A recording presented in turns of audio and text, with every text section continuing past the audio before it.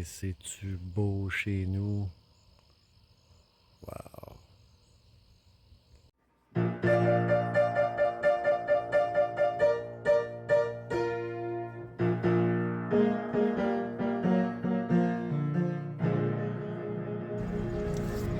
Hey tout le monde, bienvenue à Nomadisme expérimental. Jerry Lauzon avec vous. On est le 14 septembre 2024. Un beau samedi, une belle fin de semaine selon la météo. Et fait que je vais en profiter. On voulait pas aller trop loin. On pensait aller vers le nord, peut-être à Shawinigan, mais là, le festival de Saint-Tite, on va pas être pogné dans le trafic en revenant.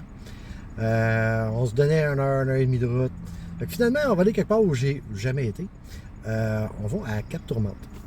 On a checké sur Google Maps, regardé ça, puis on figurait ça rendu là parce que il y a une réserve faunique pour les oiseaux. Et j'étais un amateur d'oiseaux. On va en profiter pour peut-être prendre une couple de bonnes photos. Cette semaine, j'ai fait deux petites affaires d'entretien sur le véhicule. J'ai fait l'anti-rouille chez Champlain à Québec. Il s'est fait beurrer solide. Je suis bien content de ça. Ça coûte pas cher avec l'AC, ça vaut à 125$. Écoute, tu mets ça sur 5 ans, là, ça se paye tout seul. Parce que si ton char il tombe pas en 1000 morceaux, mais tu peux toujours le réparer. Mais si le dessous tombe à terre et qu'il n'y a plus rien, il n'y a plus de char. Finalement, il n'y a plus de char. Quand tu n'as plus de dessous, tu n'as plus de char. Alors, c'est vraiment, ça vaut la peine. L'autre affaire que j'ai faite, c'est une petite affaire que j'aurais dû faire l'année passée. Je trouvais que le char s'en venait vache, puis tout. Puis je fais comme, hey, c'est quand la dernière fois que j'ai changé mon filtre à air? Finalement, depuis que j'ai acheté le char, là, au-dessus d'un an, j'ai pas changé le filtre à air. C'est niaiseux à faire, là. C'est 3 clips. Tu n'as même pas besoin d'enlever l'affaire au complet. Tu fais juste la lever, sortir le vieux, mettre le nœud. Ça coûte 40$ jusqu'à l'intérieur. Clic, clic, clic. C'est fini. Puis, je vois une différence. Moteur qui respire bien, force moins, donc consomme moins d'essence. Et aussi, c'est plus agréable à conduire. Fait que, on avaxe à 40, puis on s'en va à Cap-Tourmente. Hey, ça rime encore. Pour se rendre sur place, on sort de la 138 passer Saint-Anne-de-Beaupré, puis on rentre dans le village. Les chemins sont vraiment pas larges. Puis là, j'ai décidé d'aller visiter la Grande Ferme, qui est avant la réserve faunique fédérale qui est à l'autre bout du chemin. Et oh, oui, on voit le Mont Saint-Anne. C'est assez impressionnant. C'est un méchant beau spot. Puis c'est un spot Terrego, pour ceux qui se demandaient. Avec vue sur le fleuve, observatoire, différents endroits pour regarder les oiseaux. Et la Grande Ferme a un musée qui ne coûte rien, mais qu'on peut faire un don, que j'ai fait d'ailleurs. Et le guide là m'a vraiment impressionné. Et c'est là que j'ai découvert que mon ancêtre, Malcolm Fraser, qui était dans le 78e Highlander Regiment, a atterri ici le 17 août 1759 avec l'armée britannique. Et on foutu le feu. Je vous en parle un peu plus tantôt. Depuis que j'ai appris de ma descendance de Malcolm Fraser, j'ai fait le tour des sites à Québec, les Plaines d'Abraham bien entendu, et la bataille de Sainte-Foy. Mais la dernière affaire que je m'attendais aujourd'hui, c'était de me retrouver à un endroit très spécifique où il a foulé le sol et foutu le feu là-bas. Là. Ouais. Quand ils sont débarqués ici, à peu près à ce spot-là, ils ont rencontré la résistance organisée par le curé de la place, des 200 résidents de la Grande Ferme. Et l'armée britannique étant la machine de guerre qu'elle était à l'époque, prenait pas ça trop à la légère. Et Montgomery, qui était en charge, a décidé de mettre le feu à tous les bâtiments et tout ce qui était récolte. Ça n'a pas trop bien marché, mais en tout cas, moi je trouve ça épais parce que d'habitude, tu veux te garder de la bouffe pour l'hiver, pas juste pour les résidents, mais toi aussi surtout. Enfin. Alors, Malcolm a rédigé dans son journal de bord qui trouvait que Montgomery était un barbare, et c'est drôle parce que j'ai trouvé ces écritures-là dans le musée de la Grande Ferme. C'était assez impressionnant. Alors, Malcolm était tout de même un homme honorable parce que c'est un Écossais. D'ailleurs, il s'est marié, pardon, il s'est même pas marié. Il était en concubinage avec 3 Canadiennes. Et à sa mort, tous ses enfants, il y en avait plusieurs, ont chacun hérité d'une parcelle de terre. C'était un gars quand même qui avait beaucoup de sens des affaires.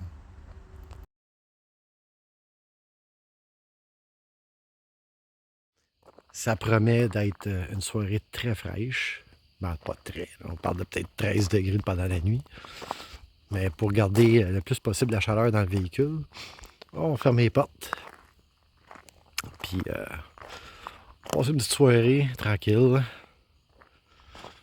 En vous laissant sur ce paysage. Puis ben, on se voit demain matin. À plus. Hey, bon matin tout le monde. Ouais, ça c'est le train de Charlevoix. Fait que une petite nuit à 10 degrés. Et je suis tombé en amour avec ma couette Ikea. Super chaude. La couette puis couvert, 125 taxes incluses. Malheureusement, vu que c'était un lit simple, j'ai pas eu beaucoup de choix au niveau du couvert. C'est pâle. Ça augmente la luminosité dans la vanne, fait que ça fait moins petit, mais c'est salissant malheureusement. Et l'autre partie de mon système de chauffage passif, c'est ma tuque. Et je me suis levé un matin, puis man, j'avais pas fret de pantoute. J'étais super bien. Donc, très heureux de mon achat. Bon, on s'en va les crécelles qui déjeunent le matin. En me rendant à la réserve phonique, et oui, j'ai spoté une crécelle sur le top d'un poteau de téléphone. Vraiment cool. Je ne sais pas c'est quoi l'histoire en arrière de ce bâtiment-là. Je ne sais pas s'il est d'origine. Parce que j'ai pas recherché, bien que le site est très bien fait. Il y a comme zéro information sur cette bâtisse-là. Ça s'appelle la Maison des Français. Ça représente, en tout cas d'après moi, de ce que je connais, une maison typique des colons au début de la Nouvelle-France. Il n'y a pas beaucoup de fenêtres, les murs sont épais, c'est tout petit, puis ils vivaient probablement à 14 ou 15 là-dedans. Quelque chose de spécial avec cette bâtisse-là, c'est que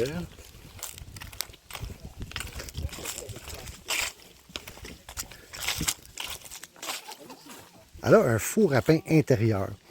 Fait d'après moi, c'est un bâtiment avec une fonction plus qu'une maison. Dur à dire. Peut-être les deux. Sur le site, il y a un super centre d'interprétation.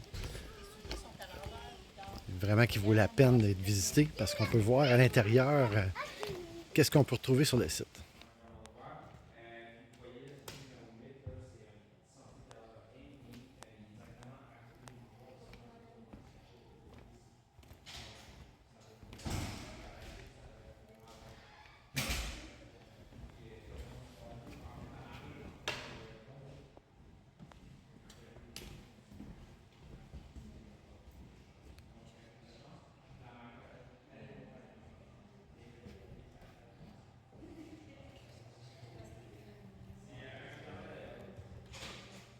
L'affaire originale, c'est comment identifier les espèces par le caca.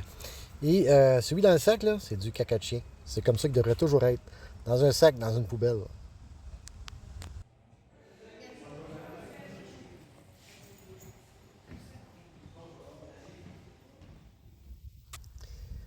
Le site a des sentiers qui vont dans les marécages jusqu'au bord du fleuve pour voir quand les oies blanches font leur migration.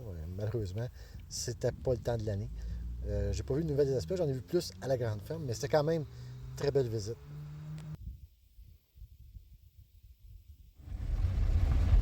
Ah, ben, ça a été une belle place pour passer un avant-midi. Je suis resté plus longtemps, mais là, il faisait vraiment chaud. Puis, j'ai faim. Puis, ça me tente pas de faire à manger, je veux que quelqu'un me fasse à manger. Donc, on va arrêter quelque part en chemin. Puis, en gros, ben, c'était ça ma fin de semaine. Pas mal de fun, relax. J'ai réussi à cataloguer, tu veux dire comme ça. Bon, j'ai quand même réussi à cataloguer quelques espèces que j'avais pas vues, comme le martin pêcheur.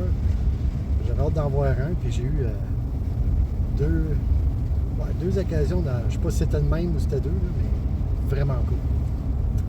Bon, et sur ce, bonne route. Continuez d'explorer notre beau Québec. À la prochaine.